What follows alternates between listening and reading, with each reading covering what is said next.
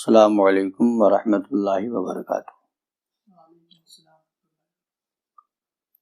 نحمده ونصلي ونسلم على حبیبہ الکریم، اما بعد فاعوذ باللہ من الشیطان الرجیم، بسم اللہ الرحمن الرحیم۔ وقل جاء الحق وزهق الباطل ان الباطل كان زهوقا، صدق اللہ مولانا العظیم۔ جیسا کہ آپ حضرات کو معلوم ہے کہ ابھی چند روز قبل عرب شریف کے اندر حکومت سعودیہ نے تبلیغی جماعت پر پابندی عائد کر دی ہے۔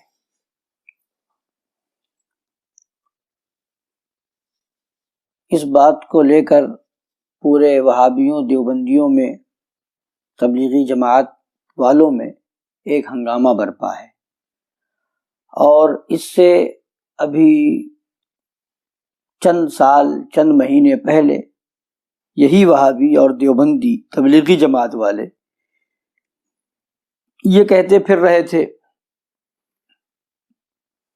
کہ اسلام مکہ شریف سے پھیلا ہے، اسلام مدینہ شریف سے پھیلا ہے، لاہور سے اور ملتان سے نہیں پھیلا، جیسا کہ ابھی آپ سماعت فرمائیں مولوی طارق جمیل نامی شخص نے یہ بیان کیا ہے۔ حرم شریف میں نماز نہیں پڑھتے امام کے پیچھے، کہ جنہاں دے پیچھے نماز ہوندی نہیں، یہ وابی ہیں۔ یہ دین مدینے سے آیا تھا یا ملتان سے آیا تھا؟ مکے سے آیا تھا یا لاہور سے آیا تھا؟ کیا ظلم و ستم ہے، وہ کس قدر جاہل۔ میں نے خود اپنے کانوں سے ایک کلپ سنا کہ مسجد نبوی کے امام کے پیچھے نماز نہیں ہوتی، یہ گستاخ رسول۔ اب میں طارق جمیل صاحب سے یہ پوچھنا چاہتا ہوں، کہنا چاہتا ہوں کہ اب ہمت کر کے اپنی بات کو پھر دہرائیں اور یہ کہیں کہ اب تبلیغی جماعت کے تعلق سے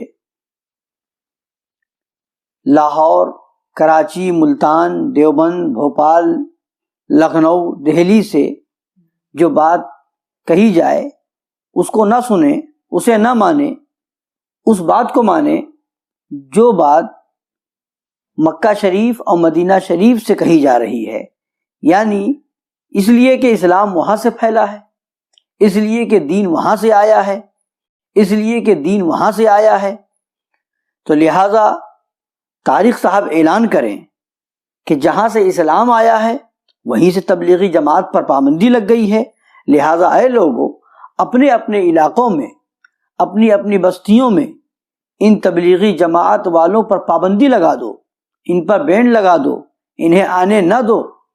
اس معاملے میں نہ لاہور والوں کی سنو، نہ ملتان والوں کی سنو، نہ دیوبند والوں کی سنو، نہ لکھنؤ والوں کی سنو، نہ دلی والوں کی سنو، اس لیے کہ اسلام مکہ شریف سے آیا ہے، مدینہ شریف سے آیا ہے، لاہور سے نہیں آیا ہے، ملتان سے نہیں آیا ہے، دیوبند سے نہیں آیا ہے، دلی اور بھوپال سے نہیں آیا ہے، لہٰذا وہیں کی سنو۔ تو اب طارق صاحب یہاں بھی وہ بات دہرا دیں تاکہ سمجھ میں آئے، جو کل کہتے تھے، جو کل ان کی بولی تھی وہی بولی آج بھی ہے۔ اب دوسری بات یہ کہتے ہیں معاذ اللہ رب العالمین کہ خدا اتنا کمزور ہے کہ اپنے نبی کے گستاخ کو حرم شریف کے اندر، مسجد نبوی کے اندر کھڑا کر دیا ہے۔ ہمارا خدا اتنا کمزور نہیں ہے۔ ان کی کلپ سنیے۔ کیا میرا رب اتنا کمزور ہو گیا ہے؟ میں تو اپنی مسجد میں اپنے کسی مخالف کو کھڑا نہیں ہونے دیتا ہوں۔ تسی تے کھلومڑ دو گے کسی تو میرا رب اتنا کمزور ہو گیا کہ اپنے حبیب کے مصلی پر اسی کے گستاخ کو کھڑا کر دیا۔ اپنے گھر میں حرم بیت اللہ جہاں ایک نماز 1,00,000 کے برابر، وہاں ایسے آدمی کو کھڑا کر دیا جو اللہ کے رسول کا گستاخ ہے۔ تو اب طارق صاحب اس وقت کے بارے میں کیا کہیں گے جب خاص خانہ کعبہ کے اندر 360 بت رکھے گئے تھے؟ تو کیا یہ کہنے کی ہمت کریں گے کہ اس وقت خدا کمزور تھا معاذ اللہ رب العالمین؟ کیا یہ کہنے کی ہمت کریں گے کہ جس وقت یزید کی طرف سے یزید نے خانہ کعبہ کے غلاف میں آگ لگوائی اس وقت خدا کمزور تھا معاذ اللہ رب العالمین؟ جس وقت یزید نے اپنے لشکریوں پر مسجد مدینہ طیبہ کی پاک دامن عورتوں کو حلال کر دیا تھا، کیا اس وقت خدا کمزور تھا معاذ اللہ رب العالمین؟ کیا یہ کہنے کی ہمت کریں گے کہ مسجد نبوی میں جب یزیدیوں نے جب خاص خانہ کعبہ کے اندر 360 بت رکھے گئے تھے تو کیا یہ کہنے کی ہمت کریں گے کہ اس وقت خدا کمزور تھا معاذ اللہ رب العالمین؟ کیا یہ کہنے کی ہمت کریں گے کہ جس وقت یزید کی طرف سے یزید نے خانہ کعبہ کے غلاف میں آگ لگوائی اس وقت خدا کمزور تھا معاذ اللہ رب العالمین؟ جس وقت یزید نے اپنے لشکریوں پر مسجد مدینہ طیبہ کی پاک دامن عورتوں کو حلال کر دیا تھا، کیا اس وقت خدا کمزور تھا معاذ اللہ رب العالمین؟ کیا یہ کہنے کی ہمت کریں گے کہ مسجد نبوی میں جب یزیدیوں نے 3 دن تک اپنے گھوڑوں کو باندھا تھا، مسجد کی حرمت کو پامال کیا تھا، تو کیا اس وقت خدا کمزور تھا معاذ اللہ رب العالمین؟ یہ جاہلوں جیسی بات کر کے قوم کو گمراہ کرنے کی کوشش نہ کریں، بلکہ حقیقت یہ ہے، بتایا یہ جائے گا امام حرم کا ہو یا امام لاہور کا ہو، امام مدینہ شریف کا ہو یا امام دلی اور بھوپال کا ہو یا ہندوستان اور پاکستان کا ہو، دیکھا یہ جائے گا عقیدہ کیسا ہے، عقیدہ اور ایمان کیا ہے۔ اگر اس کا عقیدہ صحابہ اور اہل بیت کے عقیدے پر ہے، ما انا علیہ و اصحابی کے مطابق ہے، تب تو اسے امام مانا جائے گا، اس کی اقتداء کی جائے گی۔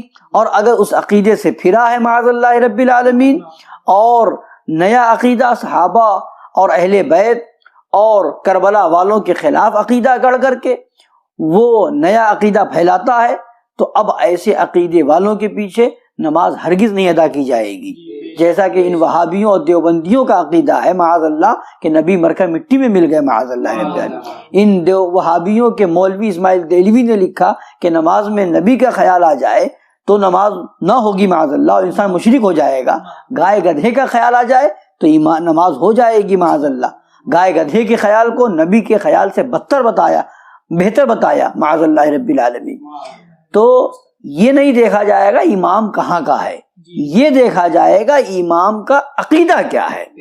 تو بنیاد یہ ہے، پڑھا لکھا چہرہ بنا کر کے مولوی کہلا کر کے جاہلوں جیسی بات کرو، یہ زیب نہ۔ حقیقت یہ ہے کہ تم جاہل ہی ہو، اگر جاہل نہ ہوتے تو ایسی بات نہ کرتے۔ اللہ تعالیٰ مسلمانوں کو عقل سلیم عطا فرمائے اور سمجھنے کی توفیق عطا فرمائے، آمین۔ وما علینا الا البلاغ۔